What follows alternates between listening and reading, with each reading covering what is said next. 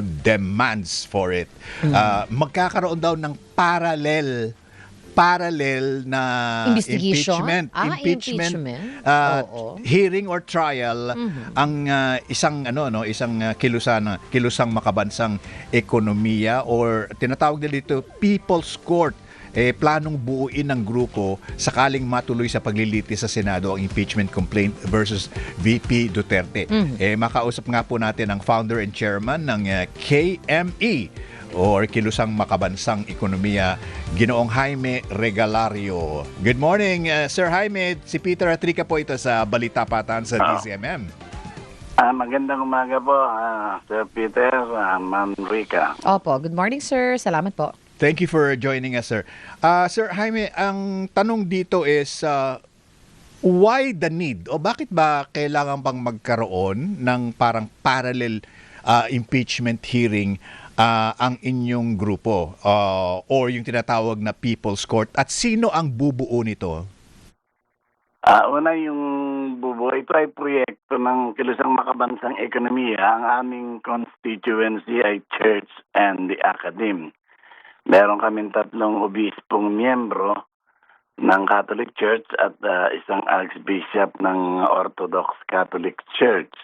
At maraming mga congregation ng simbahang Katoliko at may mangilan-ngilan ding miyembro ng Protestant Church. Ngayon, ang pangalawang uri ng constituency ay yung Academe.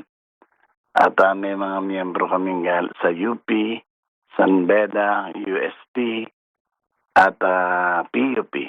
Ngayon, ang combination ng Church and Academe, ang paniwala namin ay makakatulong sa pag-exert ng presyo para doon sa pagtutuwid ng mga pagkakamali dito sa ating pamahalaan. At itong ang impeachment ay isa sa interes na aming pinagbigyan pansin. Kaya na pagkaisa namin magbuo ng counterpart court outside the Senate. At kung ano man yung mga ebidensyang gagamitin dun sa Senado, gagamitin din namin at baka makapag-research pa kami ng iba na pwede namin ipasok dun sa parang mock trial din.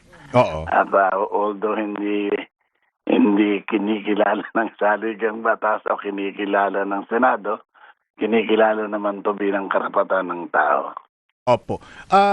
Dahil bukas na po ang umpisa nung formal impeachment trial ni VP Sara sa Kamara, ano po? Ibig ba sabihin nakabuo na po kayo nung tinatawag na mga membership ng People's Court today? Kasi bukas na yun eh. Ang aabangan namin ay yung impeachment trial sa Senado. No? At, okay. Hindi sa lower house. Hindi sa lower house. Sa lower house, magbubuo rin sila ng prosecution team, di ba?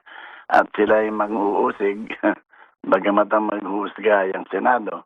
Habang nagaganap yung trial, doon kasi didinigin yung yung mga inaakusang krimen na commit ng ating Vice President ay nagdidinig din kami sa labas o kung saan man lugar na makikita at maririnig ng mga mamamayan kung ano yung pagsusuri. Pagkat ang mga bubuo nito, una may mga bishops, mga pari at madre na membro ng kongregasyon at kung ilang student councils ng mga paaralan ng UST, ng San Beda at Ateneo, UP at saka PUP. Hindi pa namin napagkaisahan yung kung paano yung pakikialam na gagawin at kung saan namin gaganapin yung parang mock trial din yan because hindi naman kikilalanin yan ng ating gobyerno. Pero yung mga ebidensyang ilalabas nila dun sa Senado ay the same, gagamitin din namin at baka meron din kami ma-research na iba pang mga ebidensya na pwede namin gamitin at ilabas sa media. So it's a counterpart trial some sort. Opo. Mag-iimbita rin ba kayo, Sir Jaime, ng mga resource persons na maaari ninyo makausap tungkol dito? Opo, binabalak namin kumbidahin yung dalawang retired na justices of the Supreme Court na magbibigay ng kanilang mga legal opinion dun sa habang ginaganap namin yung aming counterpart trial. Opo. Mahalaga din naman po yung mga ganitong civil movements, no? Dahil karapatan niya ng Pilipino. Pero ano po ang nakikita ninyong maaring maging epekto nitong gagawin po ninyong People's Court? If meron naman na tayong gagawing Senate impeachment hearing, di po ba, impeachment trial. Kung gagawa po kayo ng sarili ninyong People's Court, magkakaroon din po kayo ng sarili ninyong paglilitis, ano po yung pinaka-inaasam ninyong mangyari dito, sir? Yung People's Court will act as parang pantay bayan din, no? Kung anong ginagawa nila sa Senado, gagawin namin doon sa labas, no? At paghahanda rin ito, ano, kung merong kagaya halimbawa ng trial yung impeachment trial ni dating Pangulong Erap, di ba? Yung isang ebidensya lang na ayaw ipabukas naging sanhi na ng reaksyon ng taong bayan. Ito naman ay paghahanda para sa isang kung ano man ang magiging reaksyon ng bayan at yung paglalahad ng mga katotohanan, alam namin katotohanan. At maski na ito ay contradictory dun sa ginaganap na na impeachment proceeding sa loob ng Senado, ay ipapaalam namin sa taong bayan pagkat may kaakibat na na mobilisasyon, mag-mobilize din kami. At kung sino man ang gustong sumama at kung ano man yung pagkakamaling igigiit dyan sa impeachment na yan, igigiit naman namin yung tama at sana walang kontrobersyal na mga mangyayari sa loob ng impeachment proceedings para maging tahimik din yung takbo ng ating pagmamasid. Oo. Ano ho bale yung magiging iba doon sa gagawin nitong People's Court doon sa kaibahan doon sa impeachment court po ng Senado? Yung impeachment court ng Senado ay may usapang legal at usapang mga senador. At meron din siyam na senador diyan na talagang hindi na mababago ang isip at papabor sa ating vice presidente. At maliit yung agwat nila, no? Subalit kung ang mga ebidensya ay magsasabing talagang napakalakas at pwedeng puntahan yung desisyon na perpetual disqualification from office saka yung removal from office, ay ganun din yung igigit namin. Para kami nagbabantay at ano man ang pagkakamali nila doon ay igigit namin yung tama. Okay. At it might lead to mobilization of people the way it happened doon sa impeachment process ni dating presidenteng Erap. Erap. Po. Sir Jimmy, ina-assume ko na magkakaroon ng live coverage yung inyong tinatawag na counterpart hearing? Apa. Hindi ko alam. Nasa media na yung i-cover. But we will inform them. I mean, opo, kahit na online sana, tutukan ng, 'di ba? Tutukan ng ilang camera at saka meron kayong audio system na decente na, pwede na po 'yun. Para alam ng lahat anong kasi otherwise po baka ang isipin ng iba, viewing party lang naman 'yun. Okay. Hindi, pero gagawa namin ng paraan na malaman ng publiko na merong ganitong impeachment process na nagaganap at inisyatiba direktamente ng ating mga mamamayan. Opo. Sir Jimmy, pwede ba kayong magbanggit ng kahit na ilang pangalan lang ng mga magiging aktibong makikilahok sa inyong counterpart hearing? Opo. So, Bishop, inaasahan namin dahil member sila ng KME, si Bishop Diogracias Iniguez, si Bishop Antonio Tobias. Kakausapin pa namin si Bishop Tobias, pero si Bishop Iniguez ay okay na.